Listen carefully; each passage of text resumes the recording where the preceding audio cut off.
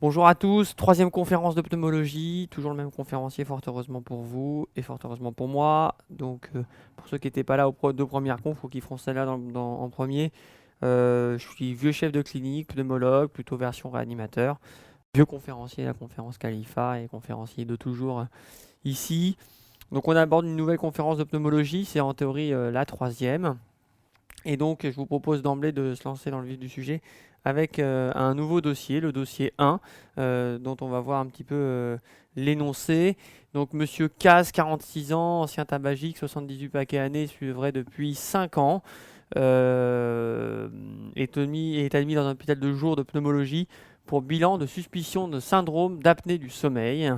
Pas d'antécédent particulier, il ne prend pas de traitement dans un demi-Stilnox le soir, marié, père de 2 enfants, conducteur de tram sur la ligne T3 de la RATP.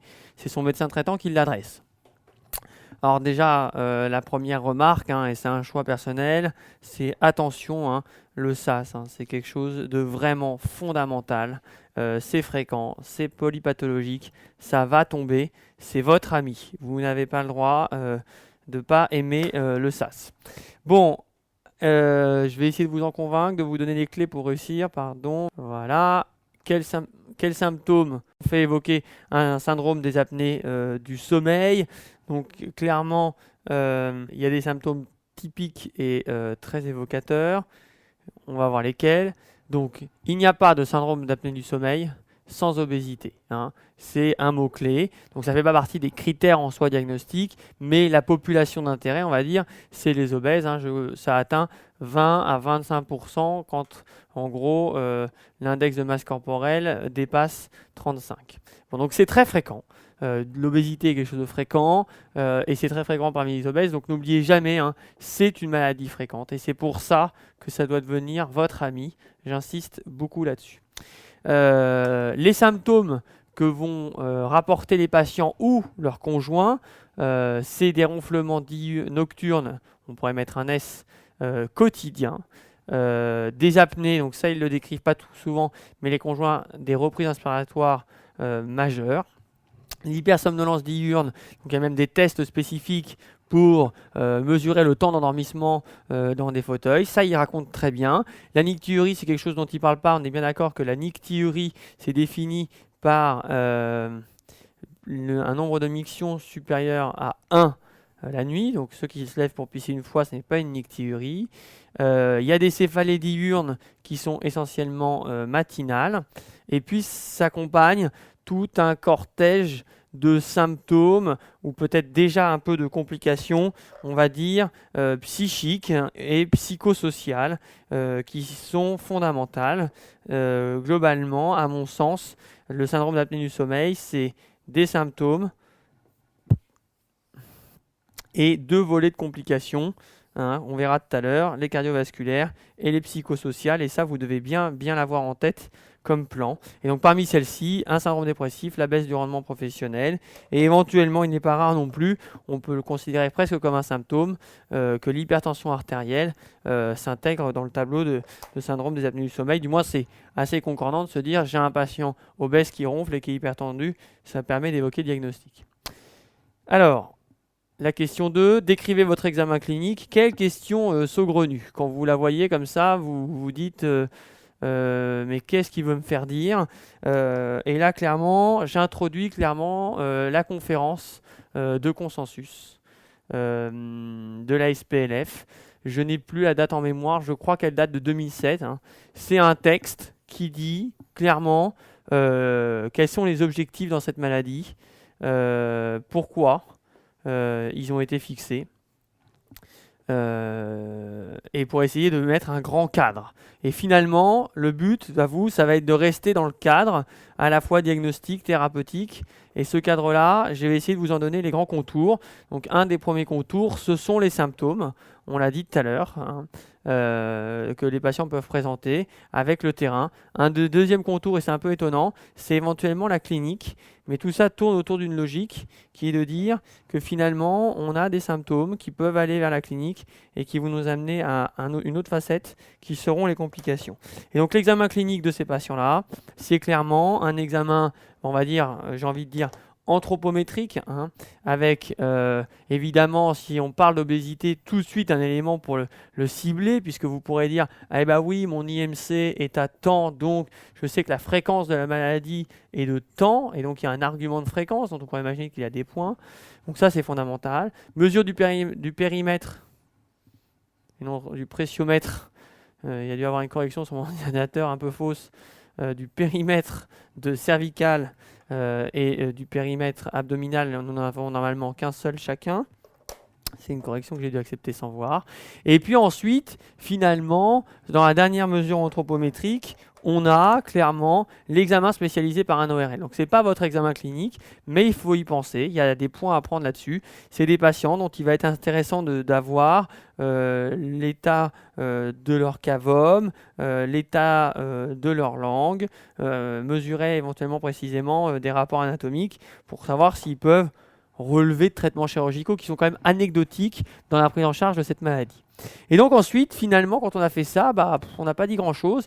Et on voit bien que après l'ambiance, c'est quoi?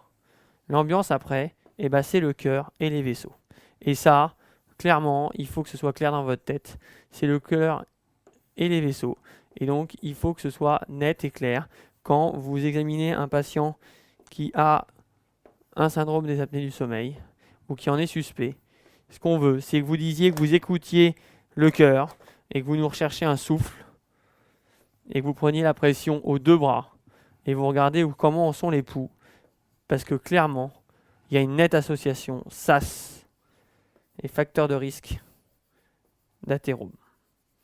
Je vous le dis comme ça, on le reverra. Mais le SAS est reconnu aujourd'hui comme un facteur de risque indépendant de survenue de la maladie athéromateuse. Donc c'est une question qui peut paraître bâtarde, mais c'est une question qui est tombable parce qu'elle est dans la conférence de consensus. Il est écrit comment on veut que vous examiniez ces patients. Quel examen confirmera le SAS? Donc c'est une question un peu délicate parce que la conférence de consensus n'est pas encore connue, clairement, de tout le monde. Et je pense qu'à cette question-là, ils auraient une réponse qui se diviserait en 50-50, des choses qui ne sont pas update et des choses qui respectent le texte de consensus. Moi, évidemment, je ne peux pas vous dire autre chose que de respecter le texte de consensus, parce que c'est ce qu'il faut faire et c'est ce qu'il y a actuellement comme référentiel dans le collège des enseignants de pneumologie. Et donc l'examen clé, ce n'est pas la polysomnographie, mais c'est la polygraphie ventilatoire. Évidemment, le gold standard, c'est la polysomnographie. On est bien d'accord. Mais c'est un examen qui n'est pas réservé en première intention à tout le monde. En première intention à tout le monde, au lieu d'enregistrer 12 ou 13 canaux d'une polysomnographie, on va se limiter à la SAT, au pouls, au mouvement respiratoire, à des enregistrements sonores. Et ça va faire une polygraphie ventilatoire, 4 ou 5 canaux. Mais finalement, la polygraphie ventilatoire, ça peut être défini comme une forme restreinte de la polysomnographie. Alors, pour vous convaincre, pour les sceptiques qui ne croient jamais leur conférencier, on va revenir en arrière, parce qu'il me semble que j'avais une diapositive intermédiaire. Ah non, j'en ai pas. Et vous verrez dans le texte de consensus de la SRLF qui a marqué, il y a un arbre qui vous dit qu'il y a une suspicion de syndrome des apnées du sommeil, sans autre pathologie. À ce moment-là, c'est une polygraphie ventilatoire. Et s'il y a une autre pathologie neurologique ou du sommeil, à ce moment-là, c'est une polygraphie ventilatoire, une polysomnographie. Mais vous, ce que vous aurez, c'est ces patients-là.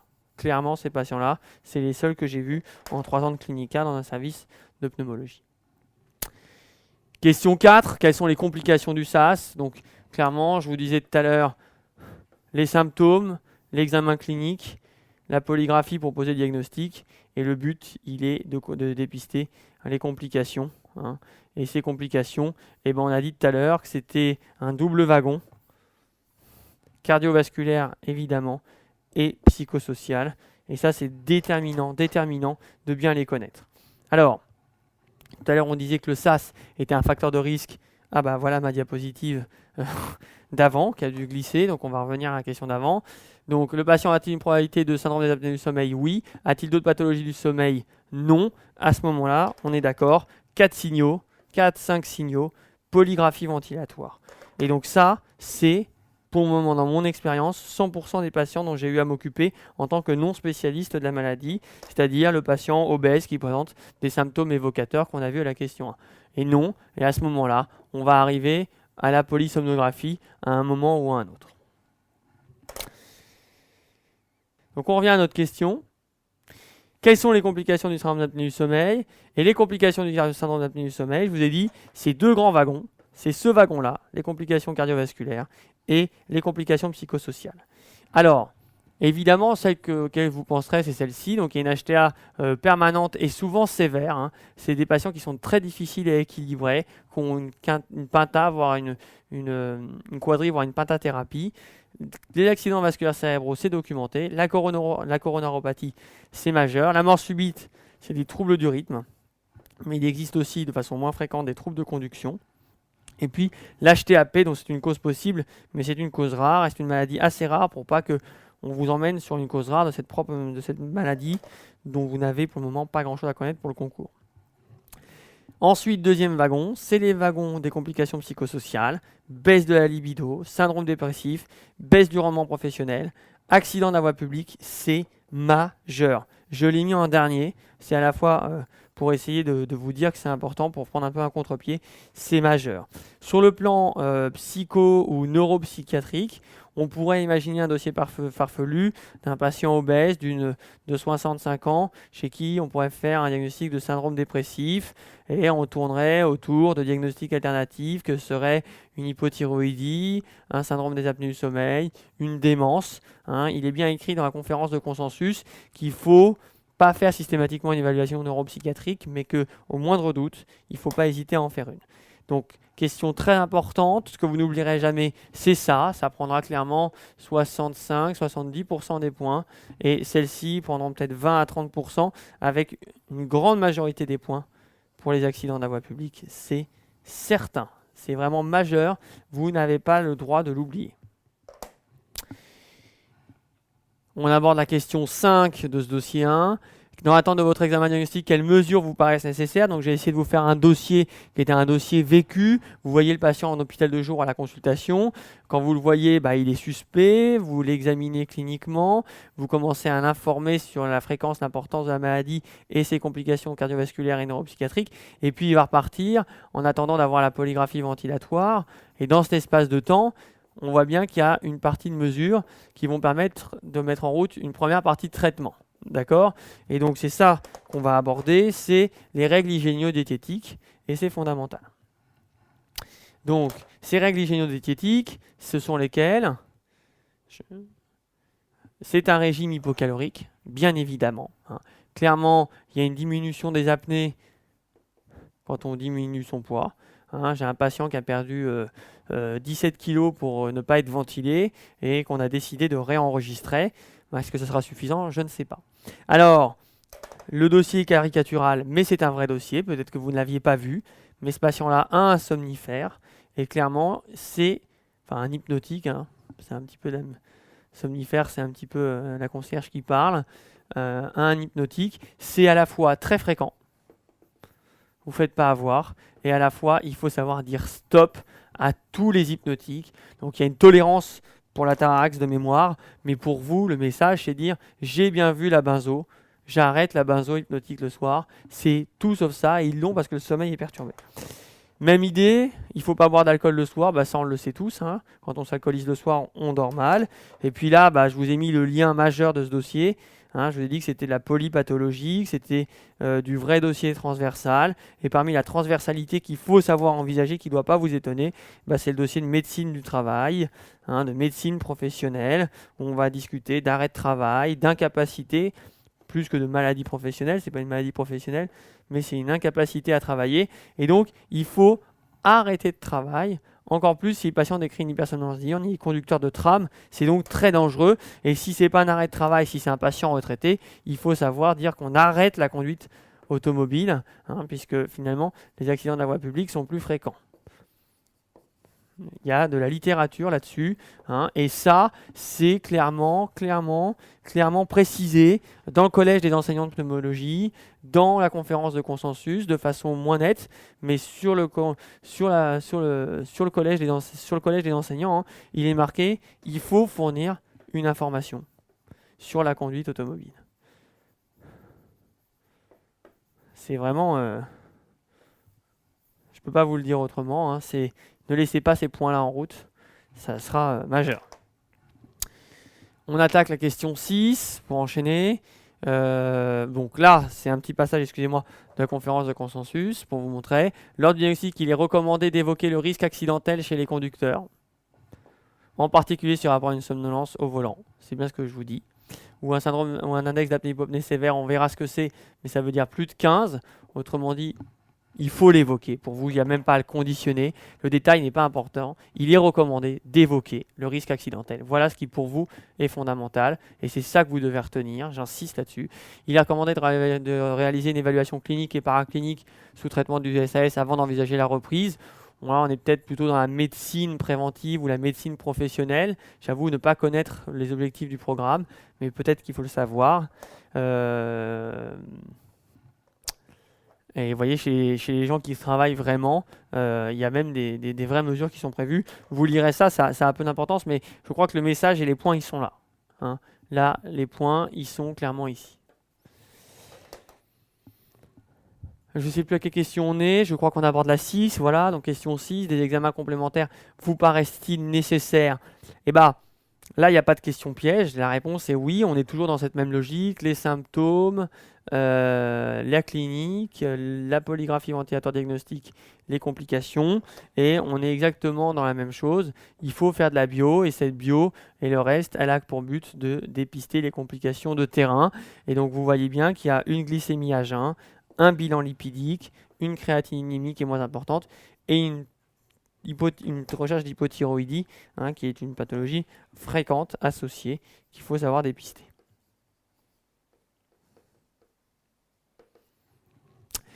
Il y a un dépistage des complications. ECG, échographie cardiaque, c'est minimum, c'est minimal et c'est 0 si vous voulez.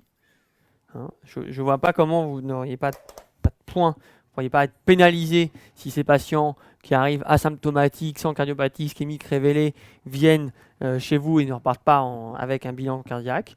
Et puis, il y a ici, éventuellement, puisqu'il avait fumé, je crois, 45 paquets années, un bilan de BPCO à prévoir. Et les EFR sont même recommandés, hein, quand il y a un BMI qui est vraiment élevé à la recherche d'un syndrome restrictif. N'hésitez pas à faire un bilan de BPCO parce que globalement, ça peut être un des dossiers d'entrée dans le truc. Hein. C'est BPCO, obésité, HTA sévère non réductible secondaire, enfin difficile à contrôler, infarctus du myocarde, accident de la voie publique ou alors accident vasculaire cérébral. Et on rentre dans le SAS qui peut être soit dans le cadre du contrôle de facteurs de risque, soit l'élément étiologique autour duquel ça peut tourner. Question 7, je pense qu'on va parler de notre polygraphie ventilatoire. Quel résultat va vous permettre de prescrire ou de faire diagnostiquer, de faire prescrire, excusez-moi, une ventilation chez ces patients. Donc c'est l'index d'apnée-hypopnée, hein, c'est un mono de mots-clés. Hein. Il n'y a pas de syndrome des apnées du sommeil sans index de masse corporelle, ni polygraphie ventilatoire, ni index d'apnée-hypopnée, ni règles hygiéno-diététiques, ni PPC. C'est on va dire, à mon sens, les 6 mots-clés majeurs de la maladie. Et l'index d'apnée-hypopnée, bah, voilà, vous l'avez. 15, c'est un critère de gravité et de mise en route du traitement par PPC. 5, c'est un critère diagnostique. Bon, on est plus déjà dans l'évaluation de la gravité, c'est plus de la surspécialité. Mais bon, disons que voilà, c'est important. Mon record actuellement, c'est 124. Hein. Avant, c'était 69. Notre dernier record dans le service, c'est 124. Un truc historique, à mon sens, qui ne suis pas spécialiste. La PPC, bon, bah, ce qu'il faut comprendre, c'est que c'est une attelle pneumatique. Hein. Quand vous laissez un flux d'air et une pression positive sur des voies aériennes qui se collabent, vous les maintenez ouvertes avec une attelle gazeuse, hein, et pressurisée. C'est une attelle pneumatique, je crois que c'est la meilleure façon de l'expliquer. C'est les voies aériennes sont pressurisées en pression positive, et donc autant inspiratoire, autant expiratoire. C'est délivré au masque nasal, sauf si les gens ouvrent la bouche. Le but, c'est pas de faire 3 quarts d'heure par nuit, mais évidemment 3 à 4 heures. par nuit, avec une éducation renforcée, parce qu'on ne peut pas prescrire ce traitement-là sans l'expliquer aux patients, ils n'y arriveraient jamais. Et on sait que ça améliore la qualité de vie, ça permet une régression des symptômes avec un S bien évidemment, ça permet de contrôler l'HTA et de maîtriser les événements cardiovasculaires qui peuvent être associés à cette maladie. Donc c'est une mesure majeure, hein, mais il n'y a pas de PPC sans règles hygiéno-diététiques. Ça, je vous l'ai dit, c'est la question qu'on avait vue une fois ou deux avant. Question 8. Quelles consultations spécialisées faut-il prévoir dans le cadre de l'évaluation initiale et pourquoi? Alors, la réponse, c'est un examen par l'ORL avec une nasofibroscopie, évaluation de l'obstruction des voies aériennes supérieures accessible à un traitement chirurgical. Donc, vous voyez, je vous ai mis le texte de recommandation. Mais je vous ai déjà expliqué tout ça. Il est recommandé aux spécialistes ORL de pratiquer un examen complet des voies aériennes supérieures, évaluant tout particulièrement le tour de cou, la rétrognathie, la taille des amygdales, le volume et la dorsalisation de la langue. Tout ça n'a aucun intérêt, mais clairement, on demande à l'ORL un examen complet. Il y a un autre chapitre qui dit qu'il faut passer le patient à la nasofibroscopie pour bien examiner tout ça, notamment la longueur du voile et le rétrécissement antéro-postérieur. Tout ça, dans le détail, n'a aucune importance. Les mots-clés, c'est ORL et nasofibroscopie. Conclusion. Il existe des recommandations pour la pratique clinique du syndrome des apnées du sommeil obstructive chez l'adulte. C'est de là dont je vous ai tiré tous les exemples. Il faut en savoir faire le diagnostic sur des symptômes qu'on peut vous donner dans le texte et qu'il faudra aller chercher, ou alors qu'on peut vous demander, comme je vous les ai demandé ici, et dire je prescris une polygraphie ventilatoire. Pas d'oxymétrie nocturne. C'est un examen de dépistage qui ne fait pas le diagnostic. Et il y a des faux négatifs. Attention. Donc ça, c'est plus spécialisé. Je pense que pour vous, le juste milieu, c'est de parler de polygraphie ventilatoire. Les complications, c'est les deux petits wagons dont je vous ai parlé. C'est le cardiovasculaire et le neuropsychique ou le psychosocial. Traitement, c'est aussi deux petits wagons, hygiéno-diététique et PPC. C'est une prise en charge ou une pathologie multidisciplinaire. Et attention aux hypnotiques et à l'alcool dans la prise en charge. Vous avez laissé ici à peu près 5 points qui seraient dommages alors que c'est facile d'y penser. Donc on est d'accord, syndrome d'apnée du sommeil, si on résume, on avait dit index de masse corporelle, polygraphie ventilatoire pour un index d'apnée hypopnée, complications cardiovasculaires et AVP, traitement par PPC avec des règles hygiéno-diététiques. C'est vraiment une maladie qu'on pourrait résumer en 3 lettres à chaque fois sur une série d'une dizaine de mots-clés. C'est un moyen mémotechnique qui vaut ce qu'il vaut, mais c'est pas mauvais. Ne le négligez pas. La question traitée dans ce dossier est donc insuffisance respiratoire dans lequel pourrait s'intégrer cette question. Voilà pour ce dossier 1.